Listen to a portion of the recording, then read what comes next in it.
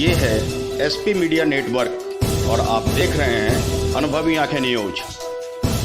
नमस्कार, आप देख रहे हैं अनुभवी आंखें न्यूज और मैं हूं आपके साथ संतोष गुप्ता। आइए देखते हैं उत्तर प्रदेश उत्तराखंड की कुछ खास बड़ी खबरें। मासूम करे पुकार, राष्ट्रपति अंकल मेरी मां की फांसी माफ करो। और यह पुकार एक मासूम बच्चा अपनी मां की माफी मांग रहा है अपने राष्ट्रपति अंकल से। मां की फांसी की सजा पहली बार आज़ाद भारत में पहली बार मां को फांसी की सजा का हुक्म एक तरह से कम लगभग पूरा हो चुका है, बल्कि यूं कहिए बस डेथ वारंट पर हस्ताक्षर होना बाकी है।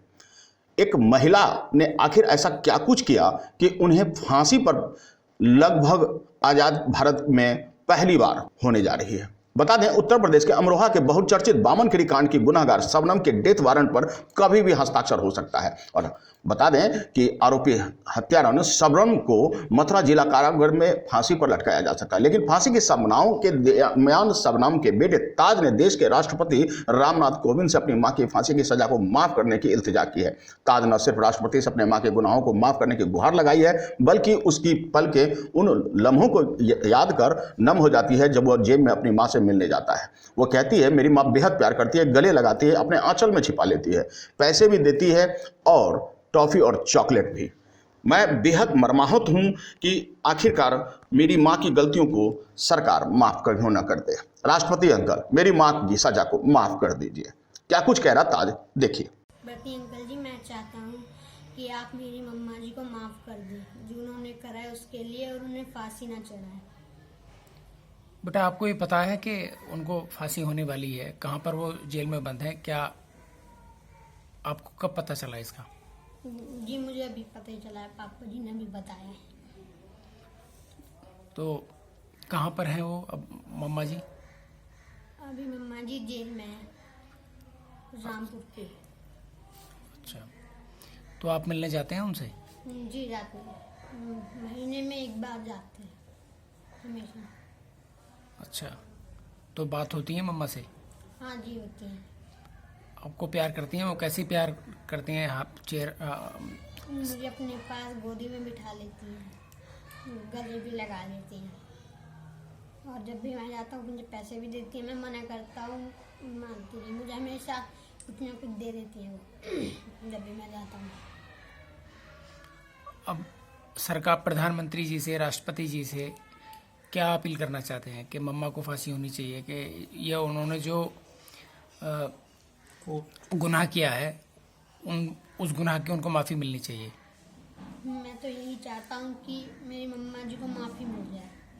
बता दें, ताज का कस्टोडियन बनाया गया है एक व्यक्ति को, जिसके उस्मान कैफी, जिनका कहना है कि शबनम को निचली अदालत से सुप्रीम कोर्ट तक फांसी की सजा सुना दी गई है। कहते हैं कि ताज का जन्म जेल में हुआ था, लेकिन जब ताज की उम्र 6 साल 7 महीने की लगभग हो गई तो उसे जेल से बाहर लाया गया। अमरोहा जिला प्रशासन ने ताज का मुझे कस्टोडियन बनाया। उस्मान यह भी कहते हैं कि ताज बुलंदशहर के प्रतिष्ठित स्कूल में पढ़ाई कर रहा है और आगे भी पढ़ेगा। उनकी परवरिश मुकम्मल हो रही है। यह भी कहते हैं कि ताज की मां पर काफ़ी प्रॉपर्टी है। वह शबनम से कह चुके हैं कि उस प्रॉपर्टी को स्कूल, कॉलेज, अस्पताल जैसे किसी भी अच्छे काम के लिए दान कर सकते हैं। देखिए क्या कुछ वो कह रहे हैं। क्या नाम है आपका? मेरा नाम उस्मान सैफी है। आपकी कस्टोडियन में एक बच्चा है शबनम का जी। तो आपको ये कब जानकारी हुई कि उनको जो है फांसी होने वाली है? ये निचली अदालत से लेकर और सुप्रीम कोर्ट तक लगातार फांसी की सजा ही बरकरार है। इस बीच में राष्ट्रपति के यहाँ भी अपील की गई थी, सुप्रीम कोर्ट में भी लगभग 3 बार अपील की जा चुकी है शबनम की तरफ से। तो हर बार फांसी की सजा ही बरकरार रखी जा रही है। और अभी मुझे आज मीडिया के माध्यम से पता चला है कि आज शबनम को मथुरा जेल में फांसी की सजा देने की तैयारी चल रही है, उसको लेकर ट्रायल चल रहा है। अच्छा, बच्चा आपकी कस्टोडियन कब से हैं आप बच्चे के, और उसकी परवरिश किस तरह से आप कर रहे हैं? 2015 में बाल कल्याण समिति अमरोहा के द्वारा मुझे ये बच्चा अपनी कस्टडी में मिला है, और तभी से इसको जो एक सामान्य बच्चे जैसे हमारे अपने घर परिवारों के बच्चे पढ़ते हैं स्कूल में, बुलंदशहर की एक अच्छी स्कूल में इसका दाखिला है। 5वीं क्लास में वो पढ़ रहे हैं यहाँ पर, 5th क्लास में, और आगे भी एक अच्छी एजुकेशन देने पर ही हमारा प्लान है। और ताकि ये अपने जो भविष्य के जो सपने हैं, जो भी ये बनना चाहे, डॉक्टर, इंजीनियर, IAS, IPS, जो भी बनना चाहे, ये अपने सपने पूरे कर सके। और जब मैंने अखबार में पहली बार देखा था 2013-14 के आसपास कि ये शबनम कोई बच्चा है और वो जेल में ही है, और भारत का संविधान या शिक्षा अधिनियम जो कहता है कि एक कोई भी बच्चा 6 साल तक ही जेल में रह सकता है अपनी माँ के साथ, तो उसको प्रशासन की भी कोशिश थी और मेरी भी ये कोशिश थी कि इस बच्चे को, इसकी माँ ने जो अपराध किया है, गुनाह किया है, उसकी जो सज़ा उसको कानून दे तो दे, लेकिन बच्चे को किस बात की सज़ा मिल रही है।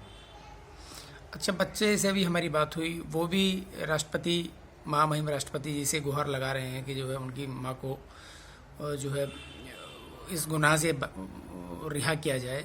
आपकी क्या अपील है राष्ट्रपति से?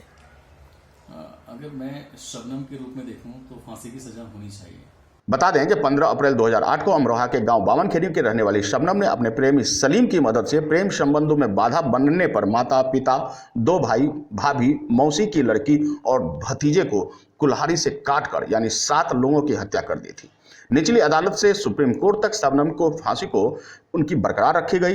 राष्ट्रपति ने भी शबनम की सजा को बरकरार रखा है। दया याचिका को खारिज कर दिया गया है और इसी के साथ अब शबनम को फांसी देने की तैयारी शुरू हो चुकी है। मथुरा जेल कारागार में फांसी घर में शबनम को फांसी दी जाएगी। आज़ाद हिंदुस्तान में किसी महिला को दी जाने वाली पहली यह फांसी होगी। जेल प्रशासन ने रस्सी बनाने का ऑर्डर दे दिया गया है। बक्सर से रस्सी भी मंगाने की तैयारी हो रही है और इस सब को पूरा करेंगे पवन जल्लाद। याद रखिए, पवन जल्लाद वही है जो निर्भया कांड के दोषियों को, जिन्होंने दिल्ली में आखिरकार फांसी पर चढ़ाया था, वही इस कांड में शबनम के और उनके प्रेमी सलीम को भी फांसी पर चढ़ाएंगे। आखिरकार क्या कुछ आगे होता है वह भी हम आपको दिखाएंगे। और राष्ट्रपति जी से उनका बेटा कह रहा है, अंकल मेरी माँ की फांसी माफ करो। गुनाह ऐसा कि अगर माफ़ी भी दी जाए तो क्यों और कैसे। तो एक बार सवाल तो है कि अपराध के रास्ते पर इतना आगे मत निकलिए जहां से लौटना और माफ़ी मिलना मुश्किल हो जाए। तो आज के लिए इतना ही है। हमारे साथ बने रहिए और देखते रहिए अनुभवी आंखें न्यूज। और हाँ, पढ़ते भी रहिए अनुभवी आंखें अखबार। हमें इस नंबर पर कॉल करें 8826227802 और हमारे वॉलंटियर सदस्य बनिए। और हाँ, लाइक और सब्सक्राइब करना ना भूलें।